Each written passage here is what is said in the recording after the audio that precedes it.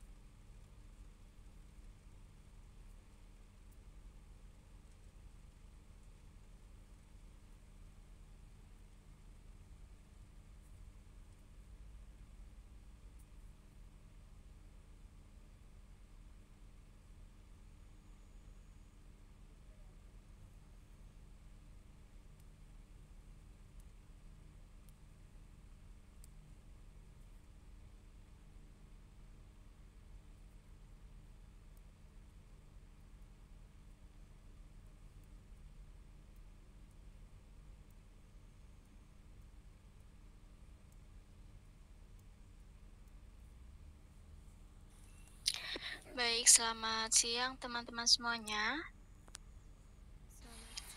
Selamat siang, Bu. Oke, baik kita mulai ya untuk perkuliahan kita pada siang hari ini. Baik, Bismillahirrahmanirrahim. Assalamualaikum warahmatullahi wabarakatuh. Waalaikumsalam warahmatullahi wabarakatuh. Selamat siang dan salam sejahtera untuk kita semuanya. Baik teman-teman, mengawali kegiatan pada siang hari ini kita berdoa terlebih dahulu. Semoga aktivitas kita hari ini diberikan kelancaran. Berdoa sesuai dengan agama dan kebiasaan masing-masing dipersilahkan.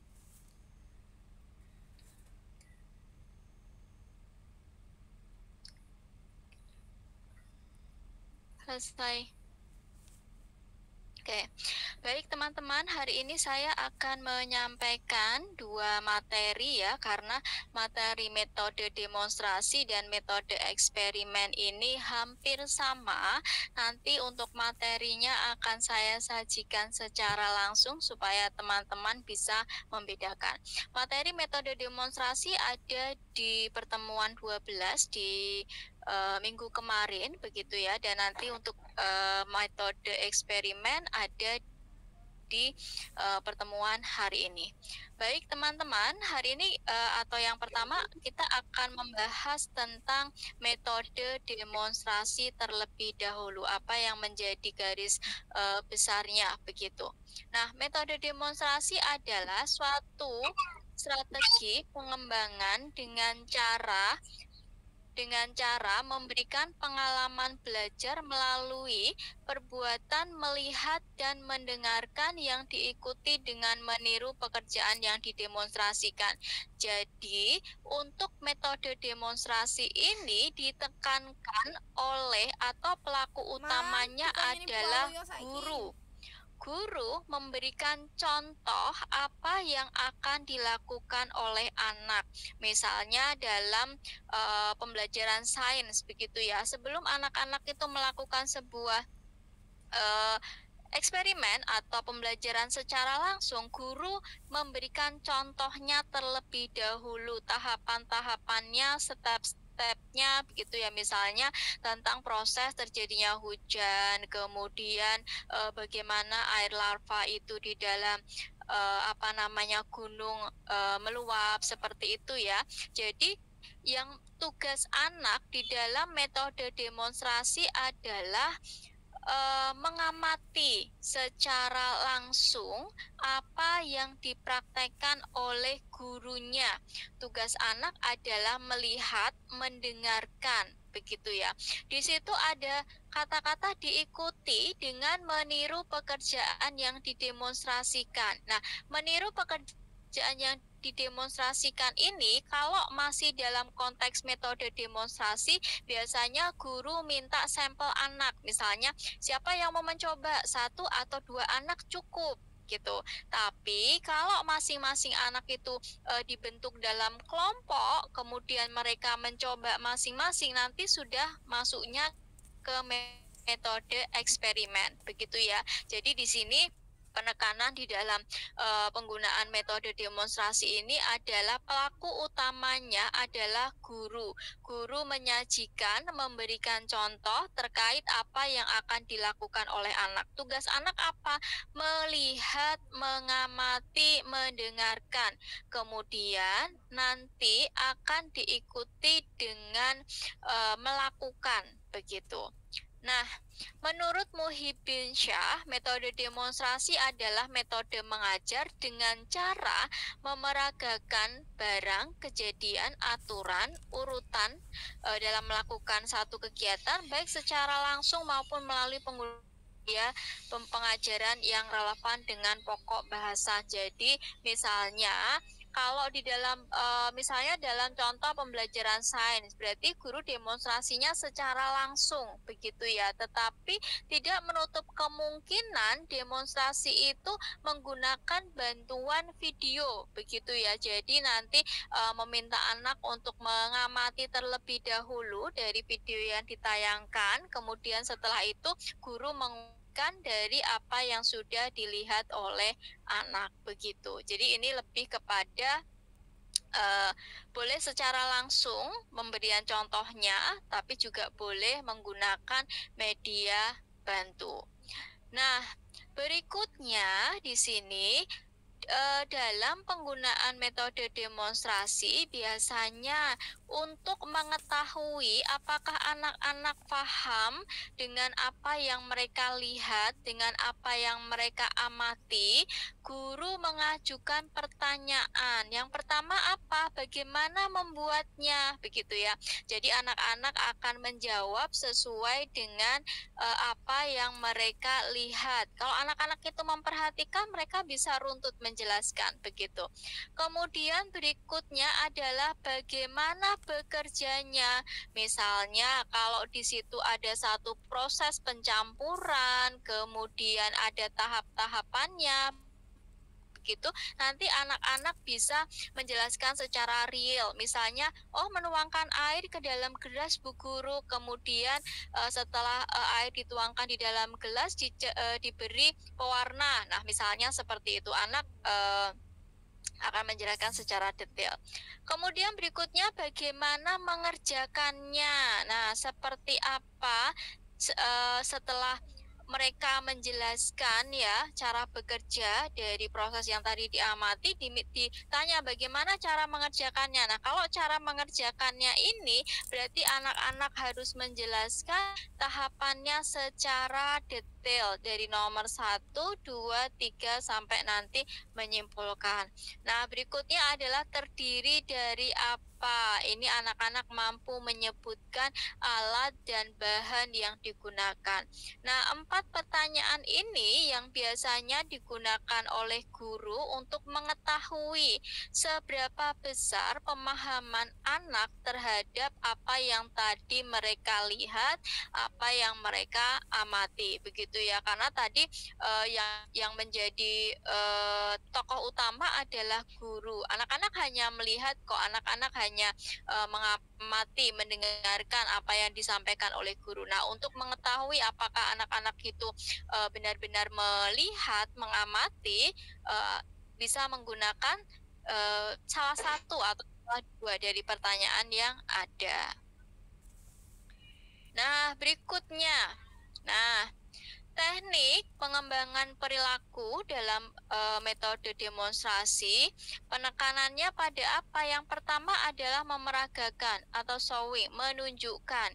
Di sini guru mendemonstrasikan kemampuan yang ditujukan untuk dicapai anak-anak. Berarti di sini guru memeragakan kegiatan yang harus nanti dilakukan oleh anak. Kemudian yang kedua adalah doing. Metode ini diikuti dengan pengulangan tindakan oleh anak seperti yang dicontohkan oleh guru. Jadi metode demonstrasi itu akan lebih lengkap ketika diikuti atau dilanjutkan dengan metode eksperimen. Jadi anak itu bukan hanya melihat saja, begitu, bukan hanya mendengar. Setelah mereka melihat, mendengar, mereka juga bisa mengikuti secara langsung, prakteknya secara langsung. Kemudian yang ketiga adalah menyampaikan atau menjelaskan atau biasa kita sebut telling. Di sini sambil memeragakan, guru perlu menjelaskan gerakan yang tengah ia lakukan. Jadi yang namanya metode demonstrasi, karena tadi ada konteks mendengarkan ya. Jadi ketika guru mempraktekkan itu, guru juga sambil berbicara. Misalnya teman-teman ambil airnya, takarannya setengah gelas ya, kemudian dimasukkan ke dalam media atau gelas atau mangkok, begitu ya, sesuai dengan aturannya. Setelah itu ambil apa? Misalnya ambil pewarna warna merah. Seberapa banyak pewarnanya? Oh, cukup 1 tetes. Nah, begitu ya. Jadi sambil memeragakan itu, guru juga menjelaskan berapa banyaknya, kemudian bahan apa yang diambil, dipindah ke alat yang mana, begitu. Itu harus disampaikan. Jadi tidak boleh nih ketika karena konteksnya adalah demonstrasi, tidak boleh nih ketika guru menjelaskan begitu guru hanya diam saja, yang penting tuang campur, begitu ya. Itu tidak boleh, karena anak-anak akan tidak semua anak paham dengan apa yang dilakukan oleh guru. Oleh karena itu, ketika guru mempraktekkan harus disertai dengan tindakan. Nah, berikutnya manfaat penggunaan metode demonstrasi. Yang pertama adalah Secara psikologis gitu ya, pedagogis dari metode demonstrasi ini memiliki manfaat sebagai berikut. Yang pertama, perhatian anak dapat lebih dipusatkan ya. Jadi anak-anak karena tadi ada pertanyaan ya untuk mengukur seberapa jauh pemahaman anak, maka anak-anak diminta untuk berkonsentrasi berkaitan dengan apa yang mereka amati. Kemudian proses belajar anak lebih terarah pada materi yang dipelajari. Supaya apa? Jadi anak-anak tidak akan terlalu luas begitu pembelajarannya. Karena apa? Karena guru sudah memberi batasan berkaitan dengan aktivitas yang akan dilakukan pada hari itu. Kemudian pengalaman dan kesan sebagai hasil pembelajaran lebih melekat dalam diri anak. Nah, kesan ini akan lebih melekat atau afeksi ini akan lebih melekat kepada anak ketika anak itu mencoba secara langsung begitu ya. Jadi tadi saya sampaikan bahwa metode demonstrasi ini akan lebih efektif ketika diikuti dengan metode eksperimen begitu. Supaya apa? Supaya anak-anak setelah melihat mereka bisa praktek secara langsung. Itu adalah manfaat dari metode demonstrasi.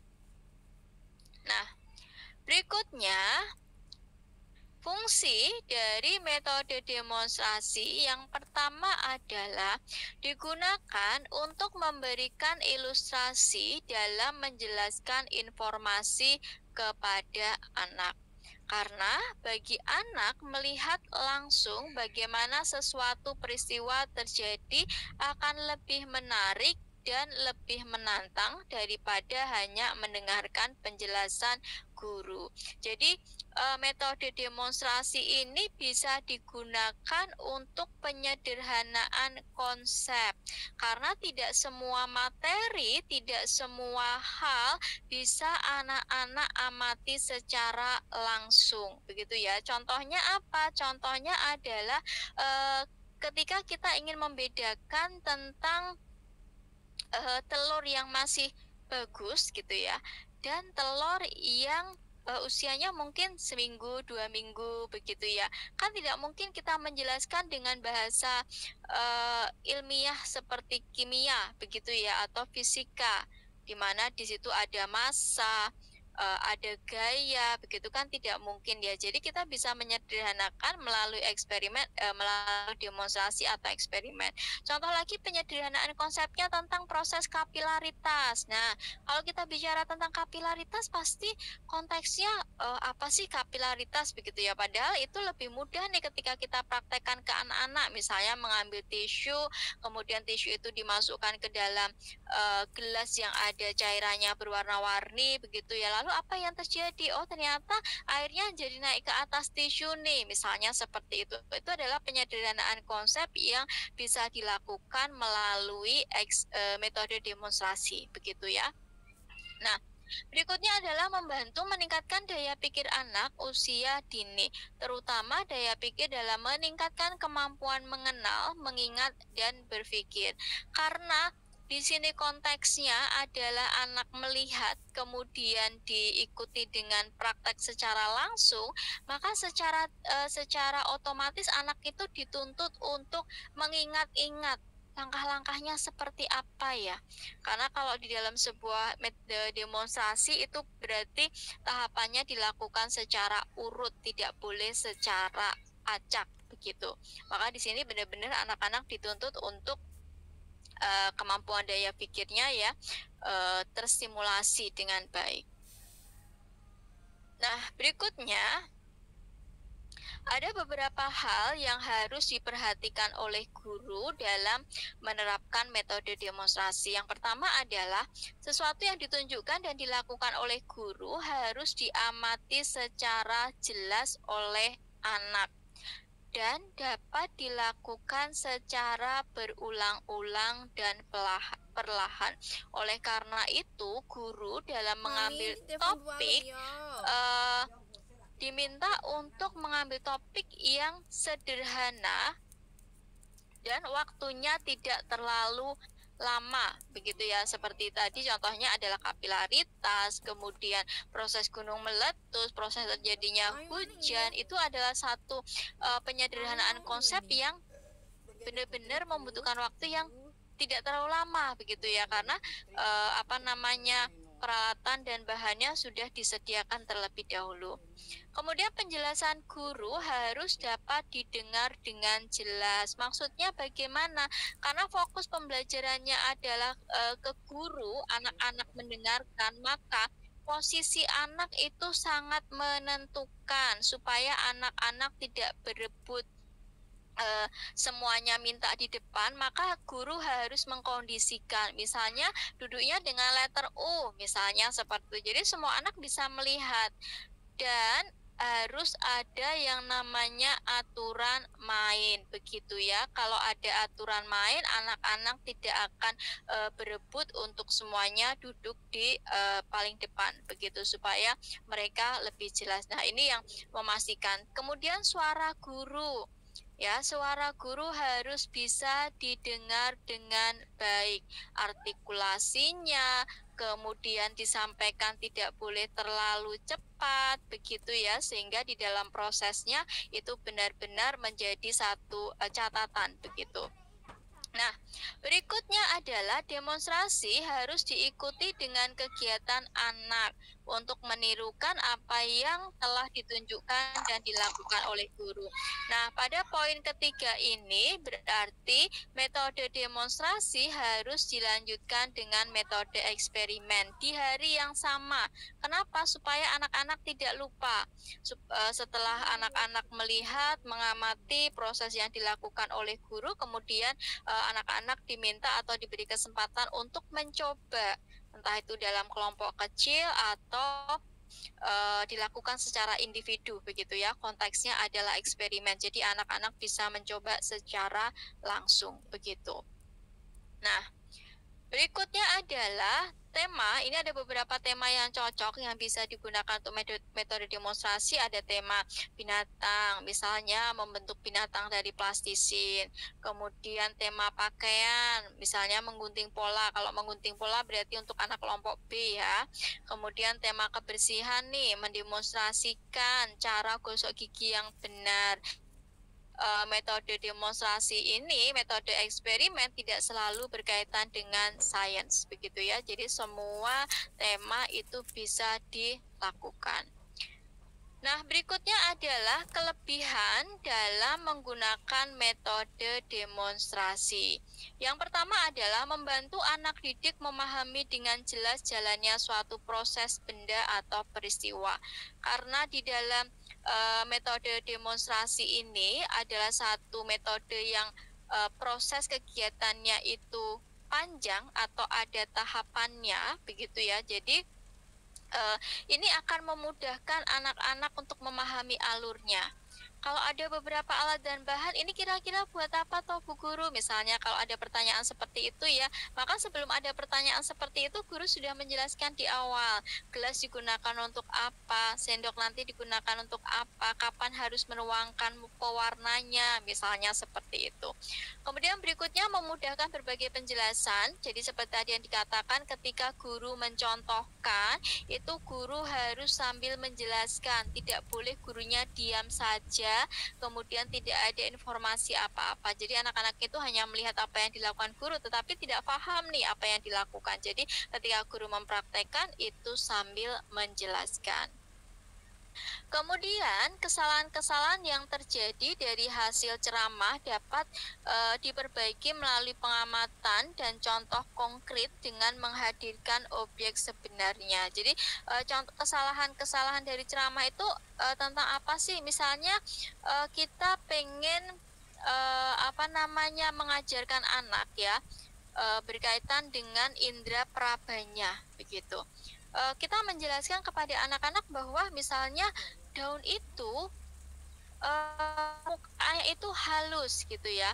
Nah, karena yang menjadi persepsi bahwa bisa jadi informasi yang diterima anak itu general gitu ya. Oh, berarti semua daun itu permukaannya halus. Padahal faktanya belum tentu. Daun apa dulu begitu ya. Karena tekstur daun itu berbeda-beda. Ada yang halusnya benar-benar kayak bludru begitu ya. Kemudian ada yang daunnya punya pori-pori sehingga agak kasar nih seperti daun jati misalnya, apalagi kaktus dia punya lapisan duri. Nah, seperti itu ya. Dan ini bisa diluruskan ketika anak-anak mengamati secara langsung. Nah, kemudian anak aktif apabila demonstrasi langsung dilanjutkan dengan eksperimen karena benar-benar akan memunculkan satu afeksi begitu ya, satu ingatan yang mendalam ketika metode eksperimen itu dilanjutkan dengan metode demonstrasi dilanjutkan dengan metode eksperimen. Kemudian mengurangi kesalahan-kesalahan yang mungkin terjadi sekiranya anak hendak mencoba sendiri. Nah, tadi ya, kalau anak itu sudah dijelaskan dulu langkah-langkahnya, itu meminimalisir kesalahan-kesalahan yang terjadi. Ya, kalau anak-anak itu tidak dijelaskan dulu, pasti mereka banyak bertanya dan kemungkinan hasilnya akan banyak yang salah. Tetapi dengan dilakukan metode demonstrasi terlebih dahulu, itu meminimalisir kesalahan yang terjadi. Kemudian, persoalan yang umum dimengerti dapat ditanyakan langsung saat suatu proses ditunjukkan sehingga terjawab dengan jelas. Jadi, misalnya dari penyajian yang disampaikan oleh guru, itu ada misalnya ada bahan atau ada alat yang sekiranya menurut anak-anak itu baru, begitu. Nah, anak-anak bisa menanyakan secara langsung sebelum proses mereka mencoba secara langsung. Bagaimana penggunaannya, begitu ya. Biasanya kalau di dalam sebuah eksperimen itu menggunakan bahan begitu ya, alat dan bahan yang tidak mungkin selalu sama, pasti ada hal-hal yang baru untuk anak-anak. Nah, berikutnya adalah kelemahan dari metode demonstrasi. Yang pertama adalah anak didik terkadang sukar melihat dengan jelas benda atau peristiwa yang dipertunjukkan karena jumlah anak dalam kelas banyak. Nah, ini berkaitan dengan posisi tadi ya, memastikan bahwa suara guru bisa diterima oleh seluruh anak dengan jelas. Selain suara guru, berarti posisi anak nih yang harus guru pikirkan gitu ya. Duduknya harus seperti apa? Karena kalau dibebaskan pasti anak-anak akan berebut untuk tampil atau duduk di depan sendiri karena mereka pengen melihat secara langsung begitu ya. Terkadang anak itu juga ada yang coba-coba menyentuh atau pengen tahu begitu. Nah, ini yang harus dipikirkan oleh guru. Karena kalau jumlah siswanya banyak, nah nanti dikhawatirkan ada anak-anak yang tidak bisa menerima informasi dengan penuh. Nah, kemudian tidak semua benda atau peristiwa dapat didemonstrasikan. Jadi memang tidak semua topik begitu ya, tidak semua hal bisa disajikan dengan metode demonstrasi. Kemudian berikutnya suka dimengerti apabila didemonstrasikan oleh guru yang kurang menguasai materi. Nah, walaupun mungkin itu sebuah aktivitas atau kegiatan yang sudah dilakukan secara berulang-ulang, tidak menutup kemungkinan error itu ada, entah karena faktor alat dan bahannya gitu ya yang mungkin tidak maksimal atau faktor human atau human error begitu ya. Itu kemungkinan ada. Jadi memastikan bahwa ketika teman-teman mau menggunakan metode ini, yang pertama teman-teman coba dulu sebelum dipraktekkan di depan anak-anak begitu. Kemudian apabila tidak dilanjutkan dengan eksperimen, ada kemungkinan anak menjadi lupa. Jadi kalau metode demonstrasi itu tidak dilanjutkan dengan eksperimen atau mungkin eksperimennya dilakukan minggu depan begitu ya, pasti kemungkinan besar anak-anak itu sudah lupa karena akan lebih efektif tadi ya, apa yang anak-anak lihat itu sudah bisa benar-benar mereka praktekkan. Nah, ini berkaitan dengan penggunaan metode demonstrasi begitu. Nah, berikutnya berkaitan dengan metode eksperimen biar teman-teman juga bisa langsung membandingkan seperti apa. Nah, ini metode eksperimen.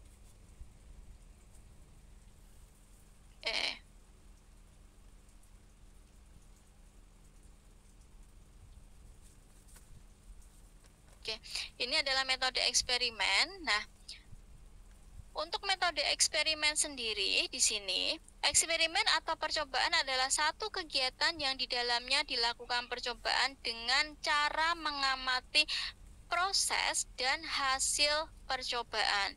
Jadi, kalau tadi di metode demonstrasi itu penekanannya anak mengamati apa yang dicontohkan guru, anak mendengarkan atau menyimak apa yang disampaikan oleh guru. Nah, kalau di metode eksperimen ini yang diamati anak adalah prosesnya. Jadi tadi anak-anak sudah melihat, kemudian mereka menindaklanjuti sendiri, begitu ya, dari apa yang sudah dicontohkan oleh guru.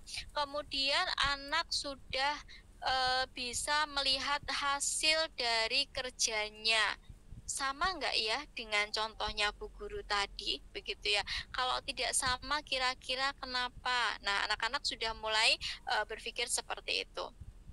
Nah, kemudian menurut Supriyati, metode eksperimen di sini dikatakan metode mengajar dan melakukan percobaan lalu mengamati proses serta hasil percobaannya. Hampir sama secara umum ya. Kemudian menurut Saiful Bahri, metode pemberian kesempatan kepada anak didik, perorangan atau kelompok untuk dilatih melakukan satu proses atau percobaan. Jadi di sini sama-sama intinya adalah anak itu mencoba secara langsung untuk mengetahui proses, kemudian ada hasilnya, baik dilakukan secara individu maupun secara berkelompok, begitu. Nah, berikutnya adalah manfaat dan tujuan dari metode eksperimen. Yang adalah menjelaskan tentang proses terjadinya sesuatu. Jadi metode eksperimen ini, lanjutan dari demonstrasi ini, biasanya digunakan untuk menjelaskan tentang proses sesuatu, begitu ya, ada tahapan-tahapannya. Seperti tadi contohnya saya memberikan contoh tentang proses kapilaritas. Kemudian kalau tema tema binatang, berarti banyak ini yang harus dibuat, begitu ya, misalnya membuat binatang dari plastisin, ada prosesnya ya, proses pembuatannya, begitu. Kemudian memberikan pengalaman kepada anak tentang proses terjadinya sesuatu. Jadi biasanya metode eksperimen ini lebih mudah atau sering dimanfaatkan oleh guru ketika menjelaskan tentang peristiwa-peristiwa alam, gitu ya. Itu akan lebih mudah dipahami oleh anak karena anak-anak bisa membayangkan kejadian-kejadian alam melalui miniatur, begitu ya. Nah, berikutnya membuktikan tentang suatu kebenaran. Jadi tentang konsep, bisa ya konsep tadi kapilaritas, serapung melayang tenggelam, begitu, proses terjadinya hujan, proses terjadinya gunung meletus, begitu, atau misal tentang banjir dan sebagainya. Itu bisa dilakukan dengan metode ini. Nah, berikutnya di sini aspek-aspek yang dikembangkan dari penggunaan metode eksperimen. Yang pertama adalah intelektual, kemampuan anak berpikir, melakukan sebuah analisis dari membuat takaran-takarannya. Oh, kalau airnya segini, misalnya pewarna makanannya seberapa, kemudian takarannya bagaimana. Nah, ini berkaitan dengan aspek intelektual. Kemudian bahasa, lebih kepada penyampaian yang disampaikan oleh anak, begitu ya, bagaimana mereka berkomunikasi dengan teman di timnya, kemudian dengan gurunya, begitu ya, termasuk anak itu mampu menyampaikan hasil percobaan yang sudah dilakukan. Fisik motorik lebih kepada keterampilan ketika proses anak menyelesaikan percobaannya, begitu ya, misalnya menuang, kemudian merakit, atau misalnya meronce, begitu, di dalam sebuah kegiatan itu disebut sebagai motorik. Seni ini ada berkaitan dengan hasil yang disajikan, proporsional tidak, begitu. Kemudian sosial emosional ini lebih kepada bagaimana anak-anak itu itu mampu bekerja sama dengan orang lain jika itu disajikan dalam bentuk kelompok. Moral agama ini berkaitan dengan etika. Bagaimana kalau sebuah pembelajaran itu dilakukan secara berkelompok, harus seperti apa berbaginya, begitu. Nah, berikutnya, kelebihan dalam menggunakan metode eksperimen adalah metode ini dapat membuat anak didik merasa lebih percaya atas kebenaran atau kesimpulan berdasarkan percobaannya sendiri. Jadi anak-anak itu bisa tambah yakin nih dengan apa yang mereka berikan di awal, hipotesis di awal, begitu ya.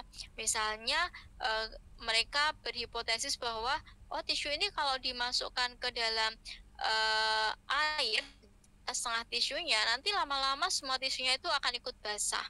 Benar nggak sih? Nah, di situ ya mereka jadi lebih yakin dengan prediksi-prediksi yang mereka lakukan. Kemudian anak didik dapat lebih mengembangkan sikap dan menyalurkan rasa ingin tahunya untuk mengadakan satu studi eksplorasi. Studi eksplorasi ini lebih kepada kunjungan begitu ya, atau seperti studi banding ke tempat yang lain untuk menjawab rasa ingin tahu mereka. Kemudian metode ini akan terbina manusia yang mengembangkan inovasi baru dengan penemuan baru. Jadi anak-anak akan lebih kreatif, lebih inovatif karena mereka selalu dituntut untuk selalu inovatif di dalam prosesnya. Kemudian menerapkan prinsip learning by experiencing. Jadi yang namanya belajar itu dari pengalamannya sendiri, bukan dari pengalaman orang lain. Kemudian menerapkan prinsip belajar, proses inquiry dan discovery, jadi menemukan sesuatu yang baru dari apa yang dia lakukan. Kemudian bersifat student center. Kalau tadi di metode demonstrasi lebih kepada teacher center atau pembelajarannya berpusat pada guru. Nah, kalau untuk metode eksperimen ini pembelajarannya berpusat pada anak. Student center. Kemudian mengembangkan sikap berpikir ilmiah dan memberikan kesempatan pada anak untuk melakukan langkah-langkah atau prosedur berpikir ilmiah sehingga anak dapat dibina menjadi seorang ilmuwan cilik. Ini lebih kepada dimensi produk ya di dalam satu proses pembelajaran begitu ya, karena next ke depannya itu anak mau membentuk anak-anak seperti apa sih? Yang memiliki sikap ilmiah nih, karena dari apa yang diberikan mereka memberikan respon seperti apa begitu. Kemudian menumbuhkan rasa percaya diri anak terhadap masalah yang akan dipecahkan. Jadi kalau dalam satu proses begitu ya, anak-anak itu diberi kesempatan untuk mencoba sendiri, maka anak-anak itu akan menjadi anak-anak yang lebih terlatih begitu. Jadi kalau mendapati kendala-kendala di dalam satu hal, mereka bisa menyelesaikan. Kemudian kelemahan menggunakan metode eksperimen adalah alat-alat yang diperlukan dalam kegiatan eksperimen jumlahnya harus banyak begitu ya. Kenapa? Karena untuk memfasilitasi anak, bukan hanya alat-alatnya tapi bahannya juga. Jangan sampai nanti kalau anak-anak itu pengen mencoba, tiba-tiba gurunya menyampaikan bahannya habis itu deh besok ya. Nah ini kan jadi anak-anak itu jadi lebih jadi sangat begitu ya. Jadi memang kelemahannya guru harus menyediakan alat dan bahan dalam jumlah yang banyak. Kemudian kebanyakan metode untuk konsep sains atau ilmu alam dan teknologi, karena prinsipnya untuk metode eksperimen ini untuk penyederhanaan konsep, jadi akan lebih mengena itu kalau untuk pembelajaran dengan konsep sains. Nah, tapi kalau tadi demonstrasi bisa dengan berbagai tema yang berbeda-beda ya, karena konteksnya adalah anak mengamati dan mendengarkan. Tetapi untuk eksperimen sendiri itu lebih cocok pada konsep sainsnya. Kemudian metode ini memerlukan alat, fasilitas, dan bahan lengkap sehingga jika salah satu alatnya kurang, maka eksperimen akan berjalan kurang baik atau gagal. Jadi karena konsepnya sudah tertata begitu secara keseluruhan, maka di dalam garis besarnya alat dan bahannya harus benar-benar disesuaikan, tidak boleh ada yang ketinggalan begitu. Nah, berikutnya eksperimen memerlukan panjang atau tidak praktis dilaksanakan di sekolah. Jadi ini lebih kepada manajemen waktu yang disajikan oleh gurunya. Makanya tadi saya katakan pilih demonstrasi yang sederhana karena tujuannya nanti akan diteruskan oleh anak atau akan dicoba ulang oleh anak. Maka pilihlah yang sederhana. Nah, bentuk-bentuk eksperimen ini ada berdasarkan struktur ini ada formal, informal, insidental. Kalau formal ini memang sudah direncanakan begitu, masuk dalam sebuah perangkat pembelajaran. Informal ini misalnya dari bahan-bahan yang ada, anak menemukan satu ide baru, gitu ya. Jadi misalnya tujuannya adalah untuk tentang eksperimen pencampuran warna misalnya, tetapi kok dari alat-alat itu anak-anak menemukan ide baru nih, begitu ya, dari alat-alat itu. Jadi bisa dilakukan informal begitu atau di luar dari perangkat pembelajaran yang sudah disusun. Insidental. Nah, insidental ini apa? Ini lebih kepada pembuktian yang harus dilakukan pada saat itu juga. Insidental begitu ya. Misalnya di dalam sebuah eksperimen itu dalam kelompoknya tidak ada yang benar-benar berhasil gitu ya, maka insiden nih benar-benar ada satu hal yang di luar prediksi, maka guru harus turun tangan di setiap kelompok-kelompok yang tadi melakukan eksperimen atau adanya pengulangan. Nah, berdasarkan kombinasi dengan metode belajar lain, ada eksperimen tunggal, ini pure untuk eksperimennya, begitu. Kemudian eksperimen terintegrasi dengan metode pemecahan masalah. Nah, eksperimen dengan metode pemecahan masalah ini lebih nanti bisa dikaitkan dengan eksperimen yang berkaitan dengan kognitif begitu ya, misalnya konsep terapung tenggelam melayang begitu, itu bisa digunakan. Jadi anak-anak akan berpikir nih, kok bisa seperti ini, kenapa begitu. Kemudian eksperimen terintegrasi dalam metode demonstrasi tadi ya, konteksnya ya sama ya, diawali dari demonstrasi terlebih dahulu, kemudian dilanjutkan dengan eksperimen. Kemudian eksperimen terintegrasi dengan metode estimasi. Estimasi ini jadi lebih kepada memprediksikan. Anak-anak itu di dalam melakukan eksperimen tidak full dilepas walaupun tadi sudah diberikan contoh. Misalnya seperti apa ketika menggunakan alat dan bahan yang sekiranya butuh pendampingan, misalnya menggunakan air panas nih gitu ya untuk pembelajaran ini. Jadi ada satu pendampingan khusus begitu secara umum. Nah, ini ada teknik pengembangannya. Kriteria kegiatan eksperimen untuk pembelajaran anak usia dini, yang pertama harus dapat menghasilkan suatu fenomena dengan melakukan sendiri. Kemudian anak harus dapat memvariasikan tindakannya. Kemudian reaksi objek harus dapat diamati dan reaksi objek harus segera bisa dilihat hasil akhirnya begitu secara garis besar. Kemudian implikasinya di sini untuk pengembangan metode eksperimen pengembangan perilaku ya, itu akan terlihat bagaimana anak-anak ketika melakukan metode eksperimen ini, bagaimana sosial emosionalnya, kemudian bagaimana cara mereka ketika mereka menemukan satu masalah. Nah, teman-teman, itu yang materi antara metode demonstrasi dan metode eksperimen. Metodenya sama-sama melakukan uji coba, tetapi yang satunya teacher center, yang kedua atau metode eksperimennya lebih kepada student center, di mana metode demonstrasi tema-tema yang diterapkan lebih banyak atau lebih bervariasi dibandingkan penggunaan metode eksperimen. Tetapi satu metode pembelajaran eksperimen itu akan berhasil ketika dilanjutkan dengan metode metode demonstrasi akan berhasil ketika dilanjutkan dengan metode eksperimen. Itu akan mengukur seberapa jauh anak-anak memahami dari apa yang mereka lihat. Karena penekanan dari metode demonstrasi adalah anak melihat, mendengarkan. Kemudian penekanan dari metode eksperimen adalah mengamati proses dan menunjukkan hasilnya. Itu adalah penekanan dari metode eksperimen. Tentu setiap metode punya kelemahan dan kelebihan masing-masing. Gambarannya seperti itu.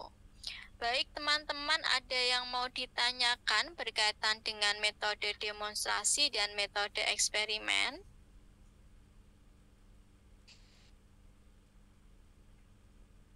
Budi, silahkan. Saya Bun ya. Silahkan Bu Widi. Oh ya Bun. Terima kasih atas waktunya Bunda.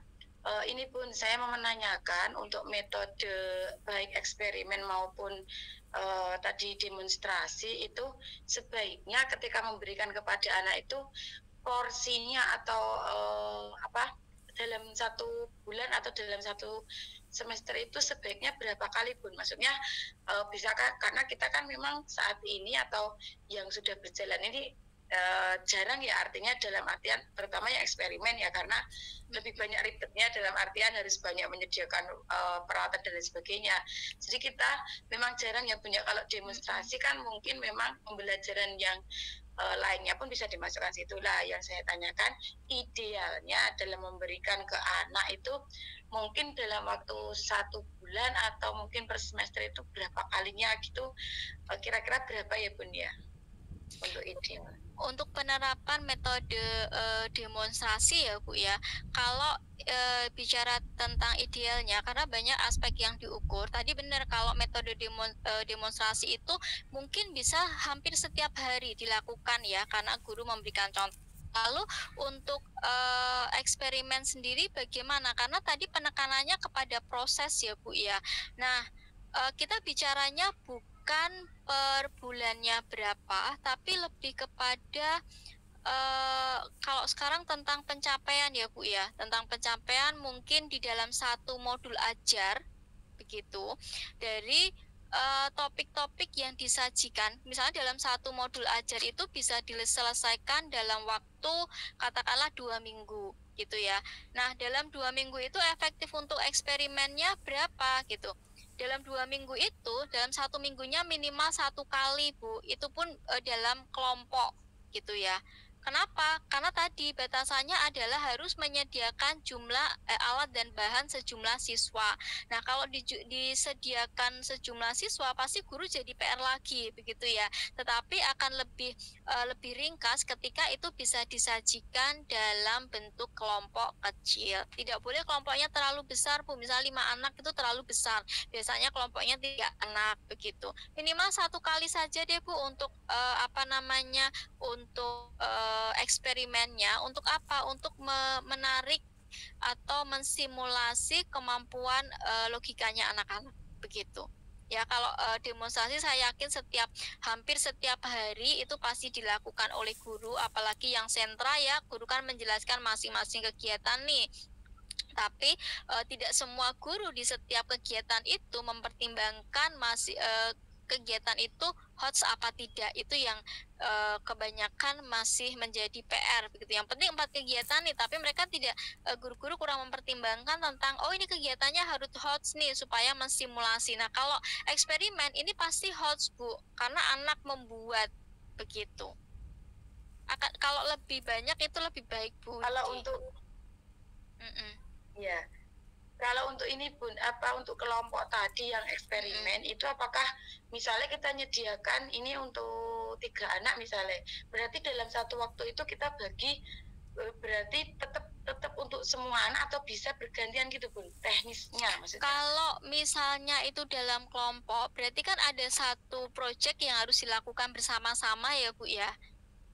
Berarti kan 1 kegiatan itu dilakukan misalkan dalam 1 kelompok itu untuk 3 anak ya, berarti satu proyek itu dilakukan oleh 3 anak. Yang diukur apa? Sosial emosionalnya, ada tambahan sosial emosionalnya. Jadi mereka nanti akan saling melengkapi. Oh, ini dulu langkah pertamanya. Tadi Bu Guru begini. Jadi mereka akan saling melengkapi dari apa yang mereka lihat tadi. Kalau individu itu baru satu-satu, Bu. Begitu. Gitu ya, Bu Widi ya. Ya, ya Bunda. Terima kasih Bunda. Sama-sama. Oke, ada lagi. Tadi ada yang resen lagi. Sudah tidak ada, diturunkan. Oke. Ada lagi teman-teman? Kalau tidak ada, saya akan menjelaskan berkaitan dengan proyek akhir dari mata kuliah saya. Nah, teman-teman, untuk materi secara keseluruhan sudah saya berikan, gitu ya. Lalu produknya apa yang terakhir? Kita sebenarnya masih ada 2 kali pertemuan di pertemuan 14 dan 15, tetapi 2 pertemuan itu nanti akan kita lakukan secara asinkronus atau saya akan memberi teman-teman waktu untuk menyelesaikan tugasnya. Tugasnya apa? Tugasnya adalah teman-teman membuat satu video, ya, video pembelajaran dengan menerapkan di salah satu multimetode. Boleh menggunakan metode bercerita, bercakap-cakap, karya wisata, begitu ya, sampai tadi di metode eksperimen. Pilih salah satu metodenya, begitu. Silakan nanti videonya, durasinya adalah editingnya maksimal 10 menit. Cukuplah dengan metode itu ya, 10 menit saja. Lalu diunggah ke Drive. Nanti yang dikumpulkan adalah linknya. Nah, pastikan bahwa linknya itu sudah open access, jadi tidak perlu minta kunci begitu ketika kami ingin melihat. Metodenya bebas, teman-teman boleh menggunakan metode apa saja sesuai yang sudah kita sama-sama diskusikan dari awal. Ada metode bercerita, ada metode pemberian tugas, ada metode tanya jawab dan sebagainya. Boleh dipilih salah satu saja yang sekiranya teman-teman paham, begitu. Nah, waktunya 2 minggu ya, jadi masih sampai tahun depan. Di pertemuan ke-15 mengumpulkannya, begitu. Ya, ada yang mau ditanyakan berkaitan tugas Bu Nur Afifah? Silahkan. Nggih Bunda, itu kayak misal kita pilih eksperimen gitu nggih Bun metodenya. Kita kasih penjelasan tidak Bun bahwa ini adalah metode eksperimen gitu. Dikasih penjelasan gitu mboten Bun? Diberi itu aja Bu, di sampulnya aja kan. Kalau nanti teman-teman kan biasanya nanti ngambil videonya kan full ya, misalnya nanti ketika full itu banyak iklannya, tiba-tiba kita lagi ambil video, anak kita lewat gitu kan, jadinya oh ini harus diedit dan sebagainya. Nanti di cover depannya saja Bu, misalnya identitasnya tugas pengembangan sikap perilaku dengan metode eksperimen, tanya jawab, pariwisata atau apa saja, begitu ya. Nanti di depannya ya diberi nama dan NPM, begitu, untuk memudahkan untuk mengecek, begitu ya Bu Nur Afifah ya. Yeah, terima kasih Bunda. Baik, berikutnya Bu Widi, silakan. Ya Bun, ini berarti nanti kita melibatkan anak atau cukup video gitu aja Bun? Harus ada anaknya Bu. 3 anak nggak apa-apa, kan nanti sudah masuk ya minggu depan ya. Atau gini, kalau teman-teman punya video pembelajaran, ya videonya sendiri ya, video ketika mengajar, atau misalnya Bu saya punya video nih mendampingi anak-anak karya wisata, begitu ya, boleh nggak itu diedit? Boleh ya, metode pembelajarannya itu. Tapi kalau tidak ada ya berarti teman-teman harus ambil nanti pada saat-saat anak sudah masuk, nggak apa-apa, harus ada anaknya ya, begitu. Bun, maaf tanya lagi, itu misal dikasih soundtrack lagu gitu boleh mboten Bun, atau manual saja? Kalau mau memberi audio itu di depan saja ya Bu ya, sama nanti di akhir ketika mau menayangkan hasilnya misalnya. Tapi ketika Ibu menjelaskan itu tidak boleh ada audionya, nanti suara Ibu tertimpa. Khawatirnya seperti itu. Jadi kalau misalnya untuk pembukaan nih ada nama, kemudian judulnya itu boleh pakai audio boleh, tapi pada saat intinya itu tidak boleh, khawatirnya suara Ibu nanti tidak terdengar malahan. Gitu ya. Kalau nanti di akhir penutupan mau menampilkan hasil karyanya boleh pakai audio lagi. Gitu ya, Bu Nur Afifah dan teman-teman ya. Oke, ya sama-sama. Berikutnya Bu Lili, silakan. Baik, terima kasih Bunda. Yang ingin saya tanyakan ini Bun, berhubung saya kan kemarin sempat WA Bunda ya, saya kan sempat resign dari pekerjaan yang dulu, dari lembaga yang dulu. Dan sekarang belum mendapatkan lembaga yang baru di sini Bunda. Itu gimana gitu? Ngumpulin anak-anak tetangga Bu, ada enggak? 3 anak deh boleh, nggak apa-apa. Atau ponakan atau anak sendiri mungkin gitu. Ya intinya harus ada pesertanya ya Bu ya. Pakai pinjam anak tetangga boleh, pakai saudara-saudara boleh, begitu. Ya. Oh baik. Ya Bunda, terima kasih Bunda. Ya, oke. Bu Vida, Bu Vida dulu ya, silakan. Terima kasih. Bun mau tanya, itu untuk pesertanya maksimal berapa nggih Bun? Minimal deh, minimal berapa anak? 3 boleh kalau saya, nggak usah banyak-banyak. Oh, 3 boleh, ya. Kalau nanti ya sama-sama. Oke, berikutnya Bu Rina. Terima kasih Bunda, mau tanya Bunda, kalau misalkan tugasnya tuh sama kayak pembelajaran sains boleh nggak Bunda? Metode eksperimen ya, tapi diberi cover yang beda ya Bu ya. File name-nya apa Bunda? Tadi yang kalau yang ini kan tugas metodologi pengembangan sikap perilaku dengan menggunakan metode eksperimen.